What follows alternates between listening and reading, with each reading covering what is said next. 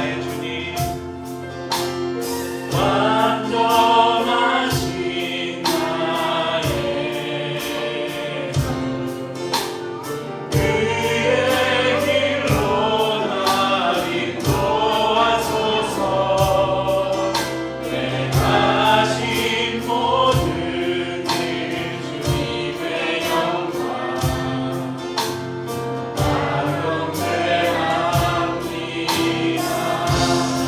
예배합니다. 합니다. 찬양합니다. 주님만 날 다스리소서. 예배합니다. 찬양합니다. 주님 홀로 높임 받으소서. 주님 한 분만 예배합니다.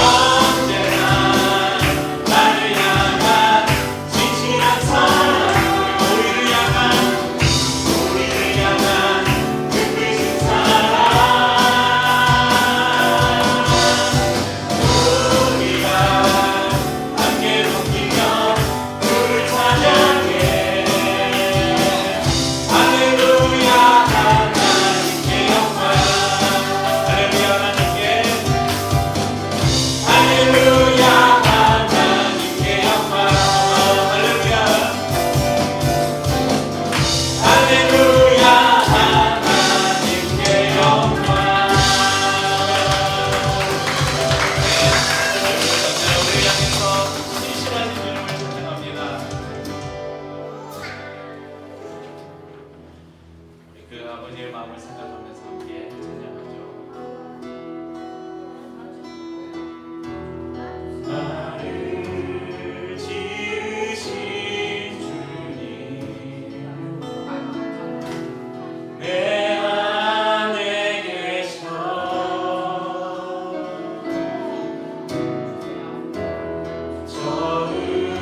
처음부터 내 삶은 그의 손에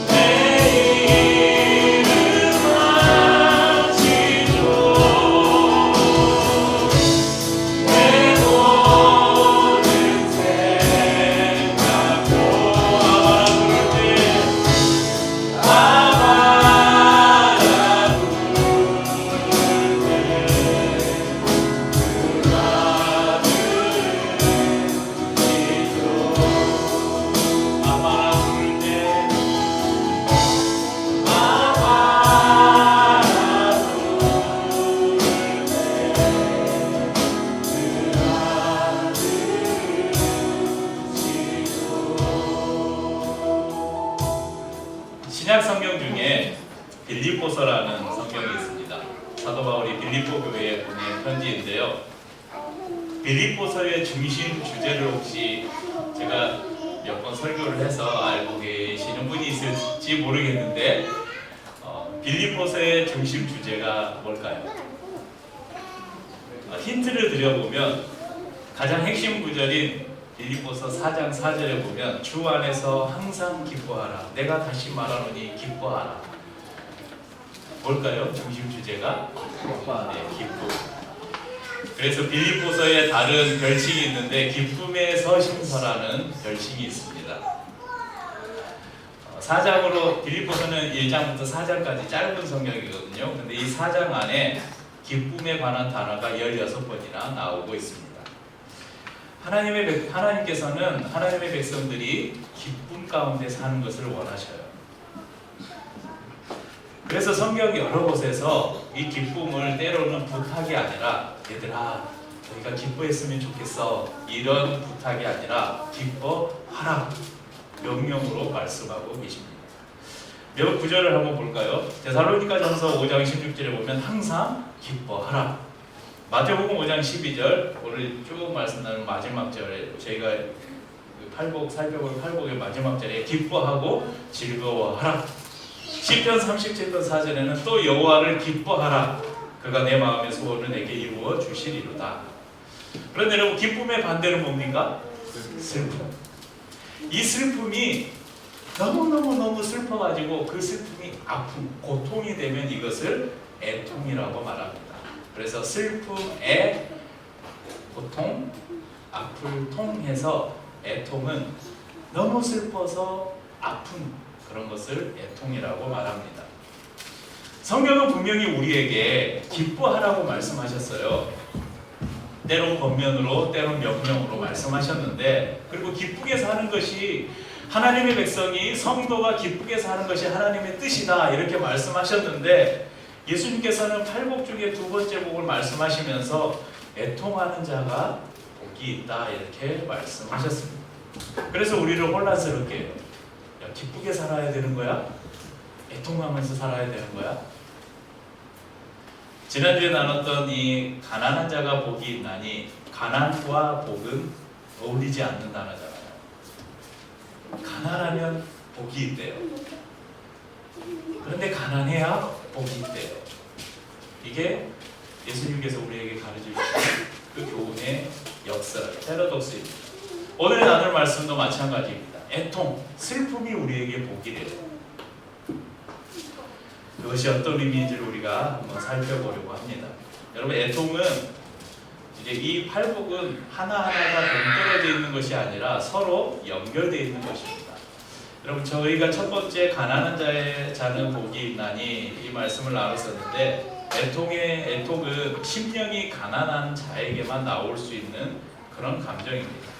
나는 아무것도 할 수 없는 존재이고 하나님 앞에 나아갈 때 나의 모습으로는 도저히 나아갈 수 없는 존재라는 이 인식에서 비롯된 심령의 가난함, 상하고 통회하는 마음을 가진 사람이 심령이 가난한 사람이라고 지난주에 말씀드렸는데 이런 심령이 가난한 사람에게서 나오는 마음이 바로 애통함입니다. 그럼 성경은 우리에게 두 가지 슬픔을 가르쳐 줍니다. 첫 번째는 적절한 슬픔이에요. 이게 일반적인 슬픔인데 인생을 살면서 누구나 겪는 슬픔이에요. 받아들일 만한, 우리가 감당할 수 있을 만한 그런 슬픔, 정상적인 울음과 애통입니다. 여러분 인간이 울 수 있는 것은 어쩌면 우리에게 복이에요. 사람이 고통스러운 일을 당하고도 여러분 너무나 고통스러우면 울음조차 울 수 없는 그런 상황들이 있잖아요. 만약에 나에게 극심한 슬픔이 닥쳤는데 울지를 못해요. 이런 사람이 주로 화병에 많이 걸립니다. 아니면 정신 이상자가 되고 말아요. 그럼 넘어져서 다쳤어요. 우리 선호가 손가락에 껴서 아픈데 울지를 않았어. 그래가지고 그렇게 다친 거야. 아프면 빨리 울어야 돼요. 우리가 넘어져서 다치면 아프잖아요. 그러면 울잖아요. 사랑하는 사람을 우리가 떠나보내면 슬프잖아요. 그래서 울잖아요. 감동적인 이야기를 듣거나 여러분 영화나 드라마 보면서 울어보신 적 있으시죠? 그러니까 감동적이고 뭔가 슬픔이 일어나면 눈물을 흘려야 돼요. 이런 슬픔은 우리의 정서를 맑게 해줍니다. 이런 슬픔은 우리의 마음을 따뜻하게 하면서 강하게 해주는 긍정적인 슬픔들입니다. 반대로 부적절한 슬픔이 있어요. 부정적인 슬픔인데 이런 슬픔은 어떤 슬픔이냐? 자신의 만족을 채우지 못해서 오는 슬픔이에요. 이 슬픔은 우리의 정서를 갉아먹고 우리의 마음의 평안을 빼앗아갑니다.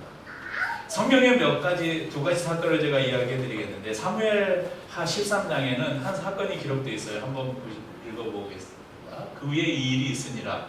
다윗의 아들 압살롬에게 아름다운 누이가 있으니 이름은 다말이라. 다윗의 다른 아들 암논이 그를 사랑하나 그는 처녀이므로 어찌할 수 없는 줄을 알고 암논이 그의 누이 다말 때문에 우라로 말미암아 병이 되니라. 이거 이제 화병이라고 하죠. 또는 상사병이라고 하고. 암논은 그의 누이예요. 지금 다말은 그의 누이예요. 형제예요. 그런데 이 누이를 사랑하게 됩니다. 그래서 너무 사랑하는데 어찌할 수가 없잖아요. 자기의 형제인데.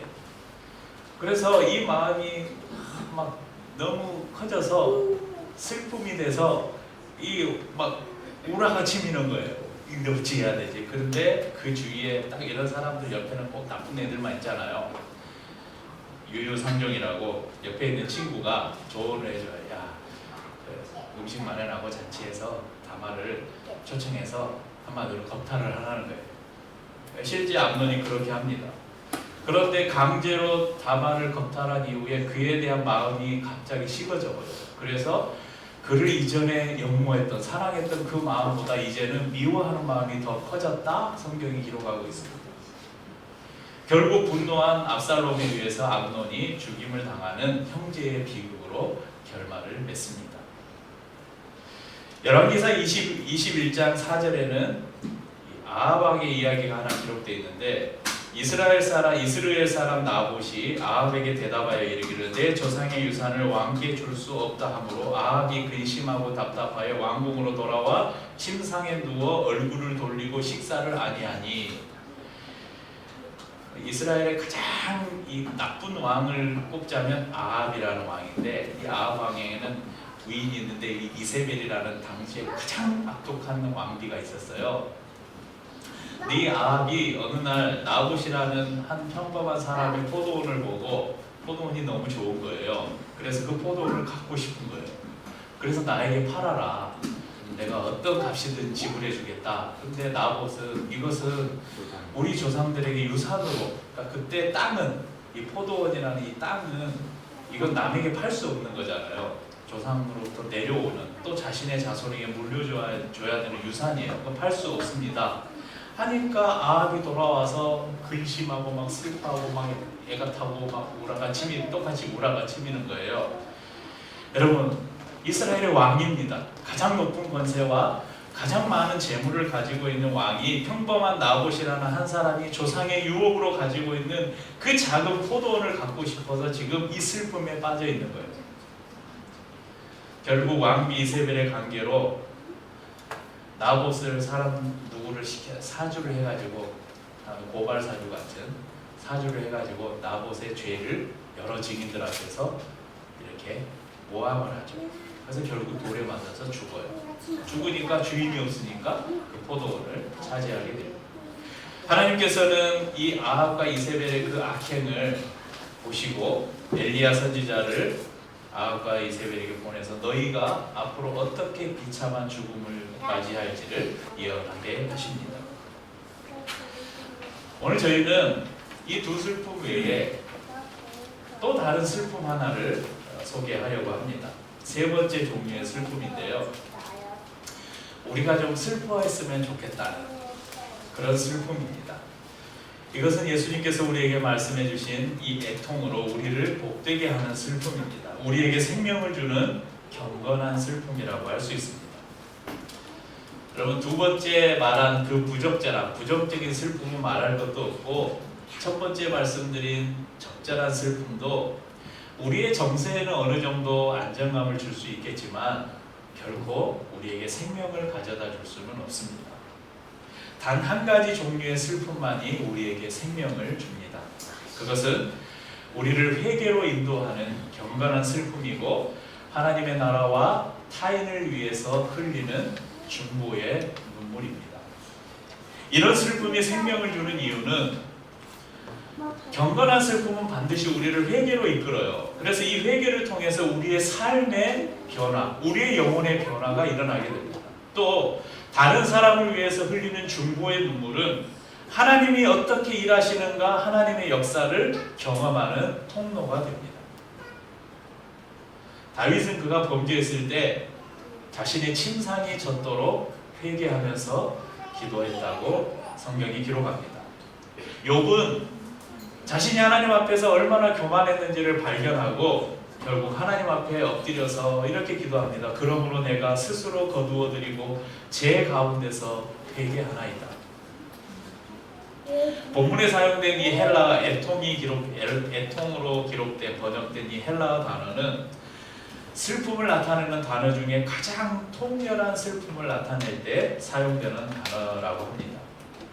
아브라함이 그리고 다윗이 예레미야 선지자가 이사야 선지자가 그리고 베드로가 사도 요한이 사도 바울이 성경에 보면 그렇게 눈물을 흘렸습니다.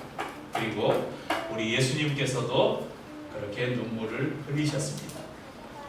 오늘 말씀에서 예수님은 우리에게 선언합니다. 애통하는 자가 복이 있나니. 세상에서 흘리는 눈물은 비참함과 슬픔과 낙심과 고통과 낭망에서 흘리게 되는 패배의 눈물입니다. 하지만 그리스도 안에서 흘리는 성도들의 눈물은 궁극적으로 승리의 눈물이 될 것입니다. 그 이유는 하나님께서 열왕기상 20장 5절에 이렇게 말씀해요. 내가 내 기도를 들었고 내 눈물을 보았노라.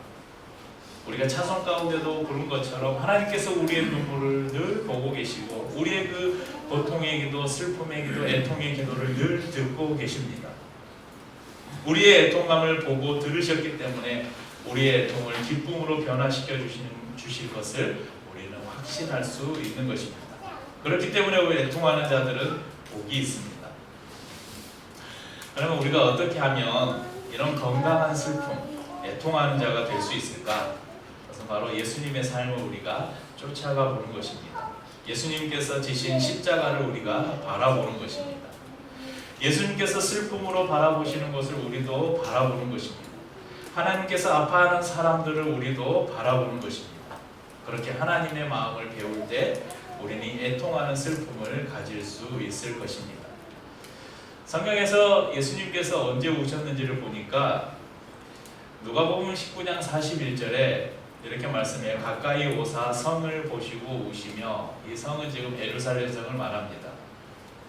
그리고 이어지는 말씀에서 왜 예수님께서 이 성을, 예루살렘 성을 바라보고 우셨는가 이렇게 기록이 되어 있습니다. 이르시되 너도 오늘 평화에 관한 일을 알았더라면 좋을 뻔하였거니와 지금 내 눈에 숨겨졌도다. 나를 이를지라 내 원수들이 토둔을 쌓고 너를 둘려 사면으로 가두고 또 너와 및 그 가운데 있는 내 자식들을 땅에 메어치며 돌 하나도 돌 위에 남기지 아니하리니 이는 내가 보살핌을 받는 날을 알지 못함을 이남이니라 하시니라. 그러니까 예루살렘이 이제 앞으로 로마에 의해서 잔혹하게 멸망당할 것을 예수님께서 미리 내다보시고 그 안에 있는 수많은 사람들의 그 절규를 미리 보신 것이죠. 그러면서 예루살렘 성을 보시고 우셨습니다. 요한복음 11장 35절에도 예수께서 눈물을 흘리시더라 이렇게 기록되어 있는데, 이 장면은 나사로의 죽음 앞에서 예수님이 우시는 장면이에요. 나사로를 예수님이 살리셨잖아요. 곧 다시 살리실 나사로였지만 그가 사랑했던 나사로를 예수님이 사랑하였던 자라고 말하거든요. 나사로와 그의 누이들 마리아와 마르다가 있었잖아요. 그 세 남매를 예수님께서 사랑하셨다고 성경이 기록합니다.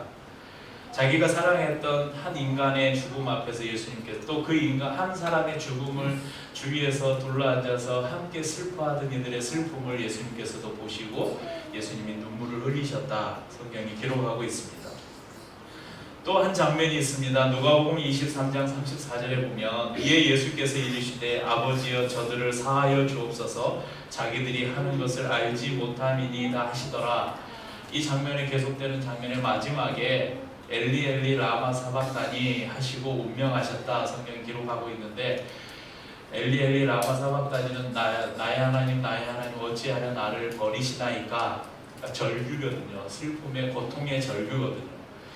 그러니까 자신의 십자가에 달리셔서 창에 찔리셔서 그 십자가를, 여러분 패션 오브 크라이스트라는 영화를 보시면 너무 사실적으로 잘 묘사되어 있어요. 우리가 평상시에 어디에서 바라보는 기독교에서는 이제 우리 좀 보수적인 교단에는 뒤에다가 십자가를 놓지 않아요. 근데 이제 통합식이나 이런 또 몇몇 교단들은 강단에 보면 뒤에 큰 십자가가 걸려 있잖아요. 이 십자가를 좀 보수적인 교단에서는 걸지 않는 이유가 십자가가 우상이 되면 안 된다. 그래서 어떤 형상이나 우상을 섬기는 그런 오를 범하지 않기 위해서 십자가를 걸지 않아요. 근데 여러분 또 십자가가 걸려 있는 게 그렇게 우리가 십자가 가지고 막 우상으로 삼지는 않잖아요. 걸려 있다, 십자가가 없다, 그거 가지고 맞다 틀리다 별 논쟁하는 것은 의미가 없는 것 같고, 그런데 이 보통 개신교의 강단에 걸려 있는 십자가와 성당에 걸려 있는 십자가에는 큰 차이가 하나 있어요. 성당의 십자가는 예수님께서 달리신 모양의 십자가가 걸려 있죠. 근데 왜 개신교에는 예수님이 안 달려 있냐면 예수님이 부활하셨거든요. 그래서 이 부활의 신앙을 강조하기 때문에 십자가의 고난보다는 영광의 부활을 개신교에는 강조하기 때문에 십자가에 예수님이 안 달려 있어요. 그런데 여러분 그 십자가에서 예수님께서 달리셔서 그 십자가로 오르는 동안 수많은 고통을 당해 채찍을 맞고 그 십자가를 혼자 지고 가셔 도저히 그것을 지고 갈 수 없어서 구레네 사람 시몬을 시켜서 대신 지고 가게 하시고, 그 십자가에 달린 후에 군사들이 창으로 옆구리를 찔러서 피가 다 쏟아지나요. 그래서 성경은 피와 물이 다 쏟아졌다. 그러니까 얼마나 고통스러운 순간이에요. 그래서 한마디 한마디가 절규였어요. 고통의 절규였죠. 근데 그 순간에 예수님께서 이렇게 말씀하는 거예요. 아버지여 저들을 사하여 주옵소서. 저들이 누굽니까? 예수님은 십자가에 못 박은 사람들을 말해요. 자기들이 지금 무엇을 하는지 그들은 알지 못함이니. 예수님 자신이 하나님의 아들이시고 메시아이심을 저들이 알지 못해서 그렇습니다. 무지해서 그렇습니다. 그러니 저들을 용서해 주십시오. 그 용서의 기도를 지금 드리고 있는 것입니다. 완전하신 하나님이신 예수님도 우리처럼 우셨습니다. 그분은 완전한 하나님이시면서 또한 완전한 인간이셨기 때문입니다. 하지만 예수님은 한 번도 자신의 욕심은, 자신의 안위를 위해서 울지 않으셨습니다. 고통 가운데 있는 인간의 슬픔을 함께 슬퍼하시면서 우셨고, 하나님이 주신 구원을 완성하기 위해서 우셨습니다. 그래서 우리에게도 예수님께서 함께 울자고 말씀하시는 것입니다. 그리고 예수님처럼 애통하는 자에게 복이 있다고를 우리에게 선언하셨습니다. 그러면 애통하는 자가 받는 복이 무엇인가? 여러분 오늘 말씀이 뭐라고 말씀합니까? 애통하는 자는 복이 있나니 그들이 위로를 받을 것이며. 끝없는 애통함은 하나님에게서 끝없는 위로를 찾게 만드는 자극제가 됩니다. 사도 바울이 이렇게 말했죠. 로마서 5장 3절에 다만 이뿐 아니라 우리가 환난 중에서도 즐거워하나니 이는 환난은 인내를, 인내는 연단을, 연단은 소망을 이루는 줄 알미로다. 이 환난을 우리가 슬픔, 애통으로 바꿔도 아마 동일한 의미가 될 것입니다. 다만 이뿐 아니라 우리가 애통하는 중에도 즐거워하나니 이는 우리의 애통이 인내를 만들고 인내가 연단을 만들고 연단이 소망을 이루는 줄 우리가 알미로다. 저는 우리 성도님들 가운데 슬픈 일이 안 생겼으면 좋겠어요. 이렇게 손가락을 다쳐서 병원에 입원하는 일이 없었으면 좋겠고, 어디가 아파서 수술을 해야만 하는 상황도 안 생겼으면 좋겠고, 또 사랑하는 사람이 아프거나 또 죽음을 맞이하거나 그런 일들이 일어나지 않았으면 좋겠습니다. 눈물 흘리는 아픈 일이 일어나지 않았으면 좋겠습니다. 그렇지만 또 많이 슬퍼하는 성도님들이 되었으면 좋겠습니다. 하나님 앞에서 우리 성도님들 자신의 연약함을 보면서 날마다 회개의 눈물을 흘릴 줄 아는 성도님들이 되셨으면 좋겠습니다. 또한 개인적인 회개의 눈물이 개인으로 끝나는 것이 아니라 이것이 확장되어서 공동체의 죄로 확장되고 민족의 죄를 회개하고 모든 피조물들이 하나님 앞에서 지은 죄를 회개하는 그런 회개로 확장되길 바랍니다. 또 주위를 둘러보면서 나뿐만이 아니라 우리 주위의 아픔 가운데 있는 우리의 성도들, 또 우리의 이웃들의 아픔들, 또 이 사회 안에서 고통받고 아파하는 많은 사람들의 그런 아픔들을 바라보면서 함께 슬퍼할 수 있는 성도님들이 되셨으면 좋겠습니다. 이 슬픔하면 생각나는 성경의 선지자는 예레미야 선지자인데, 그래서 예레미야 선지자를 눈물의 선지자라고 해요. 그래서 예레미야 애가도 있잖아요. 그 슬픔의 노래거든요. 그런데 예레미야 선지자 말고 또 제가 슬픔하면 생각나는 선지자가 한 명 있는데 느헤미야 선지자입니다. 느헤미야서 1장 3절 4절을 함께 읽어보죠. 그들이 내게 이르되 사로잡힘을 멸하고 남아있는 자들이 그 지방 거기에서 큰 환난을 당하고 능욕을 받으며 예루살렘 성은 허물어지고 성문들은 불탔다 하는지라. 내가 이 말을 듣고 앉아서 울고 수일 동안 슬퍼하며 하늘의 하나님 앞에 금식하여 기도하여. 바사 제국 페르시아 이제 이스라엘이 포로로 끌려간 바사 제국에서 높은 관직의 느헤미야가 있었어요. 그 수상궁에서 예루살렘으로 온 자기의 친척 중에 하난이라는 사람으로부터 예루살렘의 형편을 들어요. 예루살렘이 지금 어떤 상황이냐. 그러니까 이런 이야기를 해주는 거예요.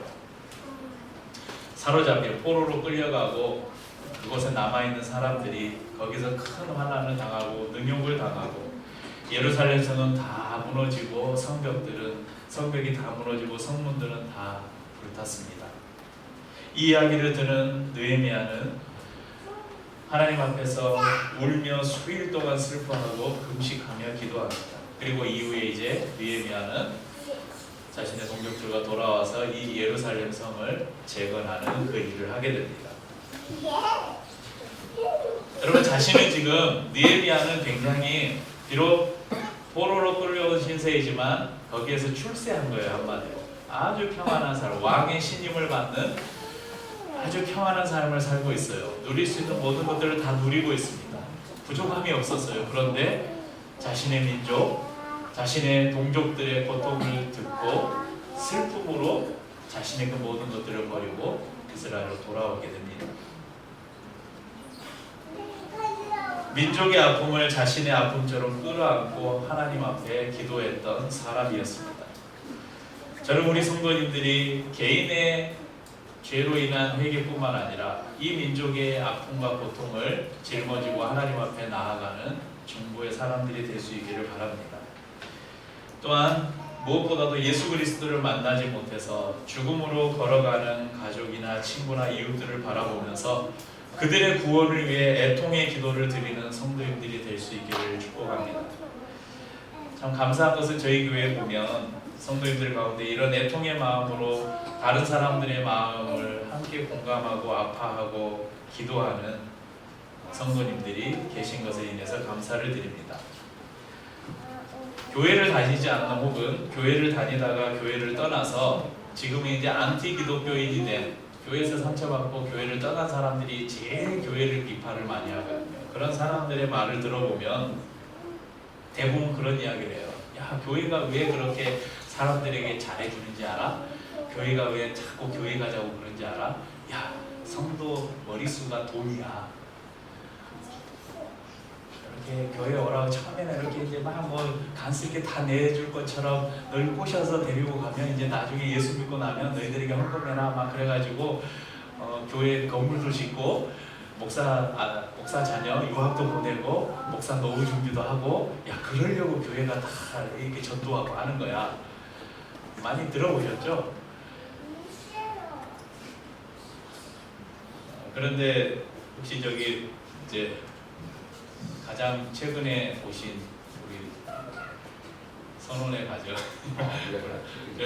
제가 저 주위에서 이제 우리 육집사님이 이제 아마 소개해가지고 처음에 교회로 오셨고 이제 좀 몇 달 교회를 다니셨는데 어떻게 뭐 꼬시는 것 같아요. 꼬셔가지고 야, 저 사람을 어떻게 벗겨먹을까? 제가 막 그러는 것 같습니까? 근데 실제 그런 교회들이 많이 있는 게 부끄러운 사실이에요. 실제 그렇게 열심히 처음에는 복음의 열정을 가지고 사람들에게 영혼을 구원한다는 그런, 저는 그게 처음에는 순수한 동기였다고 생각해요. 정말 순수한 마음으로 불령의 열정을 가지고 주님의 마음을 가지고 복음을 전하고, 그런데 교회가 부흥하잖아요. 사람들이 많아지잖아요. 돈이 많아지잖아요. 사람들이 많아지니까 주위에서 눈치를 보잖아요.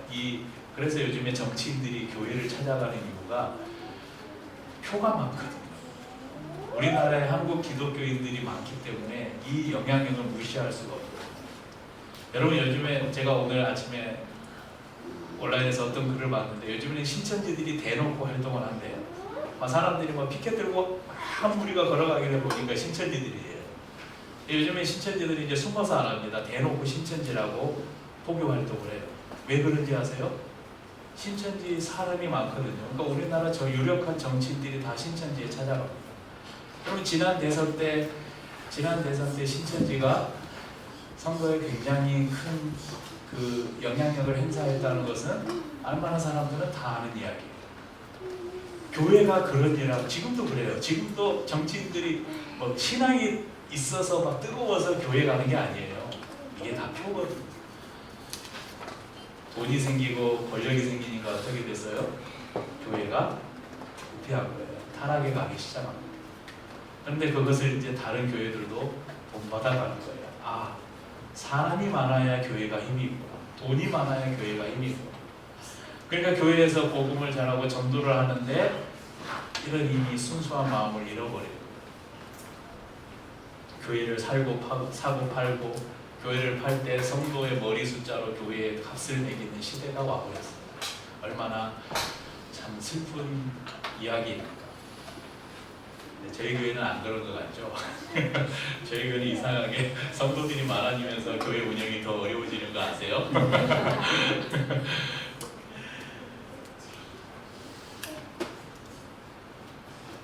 왜 우리가 다른 사람들에게 이렇게 복음을 전하려고 하고, 왜 그 사람을 그렇게 교회로 데리고 오려고 합니까?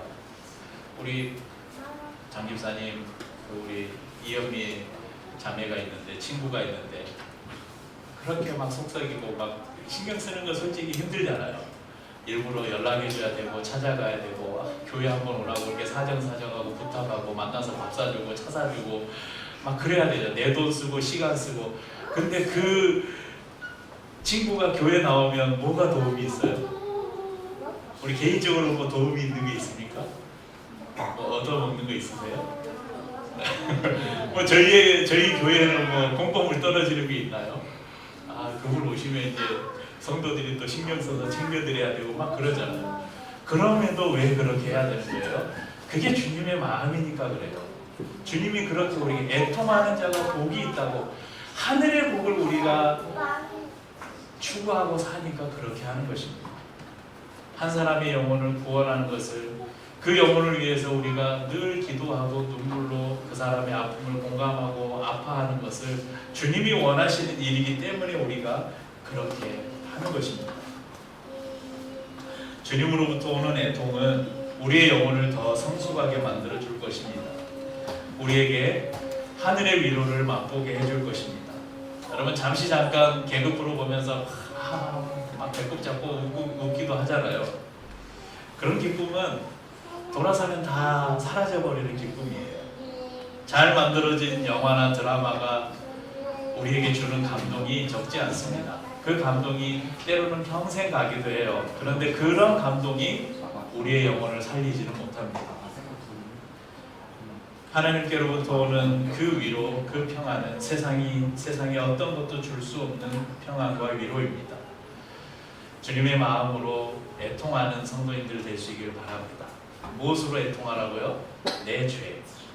내가 하나님 앞에서 얼마나 연약하고 허물 많은 죄인인가 늘 우리의 모습을 보면서 하나님 앞에 가슴을 치면서 회개하는 성도인들 될 수 있기를 바라고, 이 회개가 나로 끝나는 것이 아니라 때로는 우리의 가족, 때로는 우리의 이 교회 공동체, 때로는 우리의 민족, 때로는 전 세계, 이 피조 세계가 하나님 앞에서 창조의 질서대로 살지 못함으로 인해서 일어나는 수많은 죄악을 우리가 나의 죄처럼 회개하는 그런 애통함이 필요합니다. 또한 하나님의 나라가 이 땅에 임하기 위해서, 또 한 영혼이 주님 앞에 돌아오기 위해서 여러분 애통하시고, 주위에 있는 다른 사람이 아파하는 그 아픔을 나의 아픔으로 우리가 안고 함께 아파하는 그런 애통을 주님이 원하십니다. 그런 애통함으로 하늘의 위로를 늘 맛보는 저와 성도님들 될 수 있기를 주님의 이름으로 축복합니다. 함께 우리 찬양하고 성찬 나누겠습니다. 나눈 말씀에 적용과 같은 찬양을 같이 부르고 오늘 예배를 마치겠습니다. 아버지 당신의 마음이 있는 곳에 나의 마음이 있기를 원해요.